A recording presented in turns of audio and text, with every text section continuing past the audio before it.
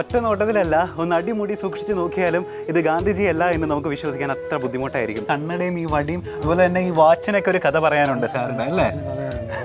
ഒരു കൂട്ടുകാരൻ്റെ അച്ഛൻ തന്ന വാച്ച് അല്ലേ?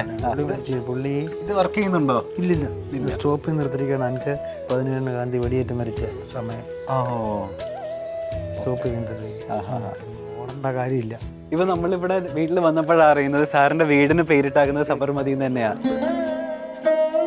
ഇപ്പൊ യുഗപുരുഷൻ പോലുള്ള ഒരുപാട് മലയാള സിനിമകളിൽ ഗാന്ധിജിയായിട്ട് തന്നെ അഭിനയിച്ച ആളാണ്. മാത്രമല്ല മുംബൈ അന്താരാഷ്ട്ര രാജ്യാന്തര ചലച്ചിത്രമേളയിൽ സാറ് മികച്ച നടനായിട്ട് തിരഞ്ഞെടുക്കപ്പെട്ടിട്ടുണ്ട് അല്ലേ? സ്കൂളിലോട്ടൊക്കെ ചെല്ലുന്ന സമയത്ത് ഇപ്പൊ സ്കൂളിലൊക്കെ ഗാന്ധിജിയായിട്ട് ചെല്ലാറുണ്ടല്ലോ.